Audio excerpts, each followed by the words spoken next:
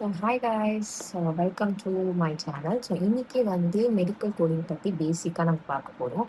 நீங்கள் medical coding start பண்ணுறீங்க, இல்லை அந்த கரியர் எடுக்கலான்னு சொல்லிட்டு ஒரு இன்ட்ரெஸ்ட் இருக்கீங்கன்னா அப்போ இந்த வீடியோ உங்களுக்காக தான். First of all, medical coding. கோடிங்னா இது ஒரு சி லாங்குவேஜ், இல்லை ஜாவா லாங்குவேஜ், பைத்தான் அந்த மாதிரிலாம் இல்லை. இது ஒரு மெடிக்கல் கோடிங். ஹெல்த் கேர் ப்ரொஃபஷனலில் ஒரு கோடிங் பண்ணுறது தான் மெடிக்கல் கோடிங். ஸோ ஒரு எக்ஸாம்பிளாக சொல்லணும்னா, இப்போ நம்ம ஒரு டாக்டர் கிட்ட போகிறோம். நம்ம ஸ்ட்ரெயிட்டாக ரிசப்ஷனில் ஒரு ₹100 500 100 கொடுத்து ஃபீஸ் பண்ணிடுவோம். பட் யூஎஸில் அப்படி கிடையாது. யூஎஸில் எல்லா சிட்டிசன்ஸ்க்குமே இன்சூரன்ஸ் இருக்கு. இன்சூரன்ஸ் மூலயமா அவங்க அவங்களுக்கு வேண்டிய எல்லாத்தையுமே லைக் டயக்னோசிஸோ இல்லை ப்ரொசீஜரோ எல்லாமே இன்சூரன்ஸ் கார்டை வச்சு யூஸ் பண்ணிட்டு யூஎஸில் டாக்டருக்கு இன்சூரன்ஸ் தான் பே பண்ணும். அது எப்படி பே பண்ணணும் அப்படின்ட்டு இன்சூரன்ஸ்க்கு தெரியாதுல்ல. அதுக்காக தான் மெடிக்கல் கோடர்ஸ்ன்னு சொல்லிட்டு ஒருத்தவங்கள இது பண்ணியிருப்பாங்க. பேஷண்ட் ஹாஸ்பிட்டலுக்கு போனாங்கன்னா அவங்களுக்கு என்ன டயக்னோஸ் பண்ணாங்க, என்ன ப்ரொசீஜர் பண்ணாங்க அப்படின்னு சொல்லிட்டு ஒரு டிரான்ஸ்கிரிப்ஷன், ஒரு பிடிஎஃப் ஃபார்மேட்டில் நமக்கு வரும். அதுதான் மெடிக்கல் ரெக்கார்டுன்னு சொல்லுவாங்க. அந்த ரெக்கார்டை ஆஸ் அ மெடிக்கல் கோடர் படிச்சுட்டு என்ன டயக்னோசிஸோ அது கோட் ஃபார்மேட்டில், ஆல்ஃபா நியூமெரிக் ஃபார்மேட்டில் கொடுப்பாங்க. அண்ட் ப்ரொசீஜர் அந்த ஃபிஷியன் என்னெல்லாம் பண்ணியிருக்காங்களோ அதை லெவல் பேஸில் உங்களுக்கு கோட் பண்ணி தருவாங்க. அந்த லெவல் ஒரு டாலர் வேல்யூ வரும். அந்த டாலர் வேல்யூ தான் இன்சூரன்ஸ் கம்பெனி ஃபிஷியனுக்கு ஃபீயாக தரும். நம்ம கரெக்டாக அதை கோட் பண்ணாதான் ஃபிசிஷியனுக்கு கரெக்டான ஃபீ வரும். புரியுதுங்களா? நம்ம இங்கே ஒரு 100 கொடுத்து ஒரு 500 கொடுத்து டைரெக்டாகவே ஃபிஷியனுக்கு அவங்களோட சேலரி வந்துடும். பட் அங்கே இன்சூரன்ஸ் தான் ஃபிஷியனுக்கு பே பண்ணும். அந்த இன்சூரன்ஸ் ஃபிஷியனுக்கு பே பண்ணுறதுக்கு ஒரு கரெக்டான பர்சன் வேணும்னா மெடிக்கல் கோடர்னு சொல்லிட்டு ஒருத்தவங்கள சொல்லுவாங்க. அது ஒரு பெரிய ப்ராசஸ், ரெவென்யூ சைக்கிள்னு சொல்லுவாங்க. ஃபர்ஸ்ட் அந்த டிரான்ஸ்கிரிப்ட் பண்ணுவோம். அது நம்மளுக்கு மெடிக்கல் ரெக்கார்டாக வரும். அந்த மெடிக்கல் ரெக்கார்டை நம்ம பில் பண்ணி அது பில்டிங் டீம்னு ஒருத்தவங்க இருப்பாங்க. அவங்க ப்ராசஸ் பண்ணி அனுப்புவாங்க. இன்கேஸ் நம்ம தப்பாக பண்ணிட்டோம்னா அது டினாயல்ஸ்ன்னு நிற்கும். அது ஒரு டினாயல் டீம்னு பண்ணுவாங்க. இங்கே கெரியரின்னு பொறுத்த வரைக்கும் நிறைய இருக்குது. நிறைய ப்ராசஸ் இருக்குது. உங்களுக்கு சயின்ஸ் பேக்ரவுண்ட் இல்லை, எனக்கு மெடிக்கல்னா என்னன்னே தெரியாதுன்னா நீங்கள் பில்டிங் சைட் போகலாம். இல்லை இந்த டினாயல்ஸ்லாம் வந்துச்சுன்னா ஏஆர் காலர்ஸாகவும் நீங்கள் போகலாம். இது ஒரு பெரிய கடல், லைக் ஓஷன். எல்லா ரோல்ஸுமே இருக்கு இதில்.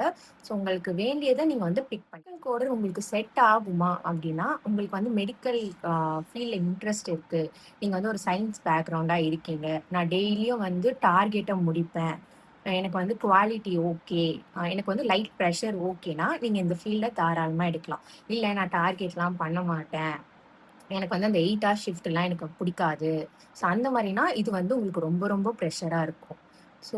என்ன பண்ணுவாங்க டே என்ன மெடிக்கல் கோடர் அப்படின்னா, இப்போ மார்னிங் நீங்கள் வந்தீங்கன்னா லேப்டாப் லாகின் பண்ணிங்கன்னா உங்களுக்கு குறிப்பிட்ட கேசஸ் அசைன் பண்ணியிருப்பாங்க.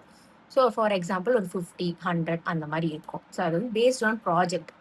அந்த ப்ராஜெக்ட்டுக்கு ஏற்ற மாதிரி நீங்கள் இஓடி டே எண்டுக்குள்ளே அந்த டார்கெட்டை முடித்து நீங்கள் உங்கள் மேனேஜருக்கு சென்ட் பண்ணிடணும். அதுதான் மெடிக்கல் கோடராக இருப்பாங்க. சேலஞ்சஸ்ன்னு பார்த்தீங்கன்னா, சம்டைம்ஸ் நம்மளால முடியாது, அப்போ அந்த டார்கெட்டை முடிக்க முடியாது. அது உங்களுக்கு சேலஞ்சாக இருக்கும். அண்ட் குவாலிட்டி, சம்டைம்ஸ் லைக் நம்ம ரோபோட் கிடையாது எல்லாமே கரெக்டாக பண்ணுறதுக்கு. சம்டைம்ஸ் நம்மளும் எரர் பண்ணும். குவாலிட்டி இஷ்யூ இருக்கும். அது டெய்லி எரர் போடுறது, மந்த்லி எரர் ஒரு 98% அந்த மாதிரி பெஞ்ச் மார்க் வச்சுருப்பாங்க. அதை மீட் பண்ணாதது இது உங்களுக்கு ப்ரெஷராக இருக்கும். அண்ட் சம்டைம்ஸ் ஒர்க் வால்யூம் அதிகமாக இருந்துச்சுன்னா நம்மள சாட்டர்டேஸில் ஒர்க் பண்ண சொல்லுவாங்க, எக்ஸ்ட்ரா ஒர்க்ஸ் பண்ண சொல்லுவாங்க. இதுதான் மெடிக்கல் கோடிங்கில் ப்ரெஷர்.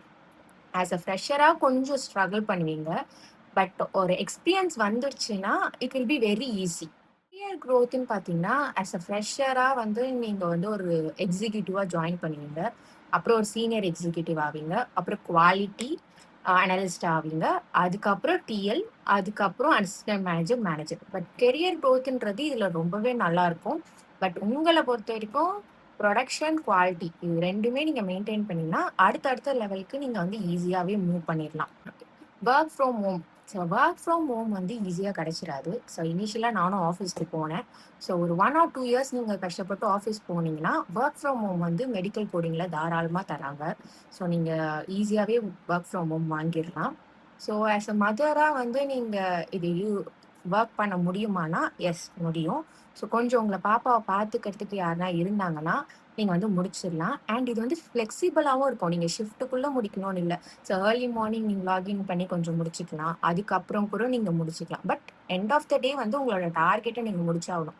இது நீங்கள் எந்த கம்பெனியில் போனாலும் எண்ட் ஆஃப் த டே எனக்கு டார்கெட் வேணும், குவாலிட்டி வேணும், இதுதான் வந்து உங்களுக்கு சொல்லுவாங்க. ஸோ இந்த ப்ரொஃபஷனலாக நான் வந்து சஜஸ்ட் பண்ணுவேன்னா எஸ் தாராளமாக வந்து நீங்கள் டார்கெட் முடிப்பீங்க. நான் வந்து குவாலிட்டியாக பண்ணுவேன், புதுசு புதுசாக கற்றுப்பேன்னா தாராளமாக நீங்கள் வந்து மெடிக்கல் கோடிங் எடுக்கலாம். இது நல்லாவே க்ரூம் ஆகிட்டு இருக்கு நம்மளோட இந்தியாவில்.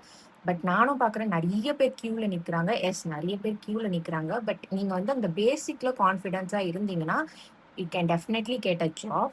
ஸோ இனிஷியலாக வந்து நான் சஜஸ்ட் பண்ணுறது office. So work from office வந்து ஒரு 2 இயர்ஸ்க்கு போயிடுங்க.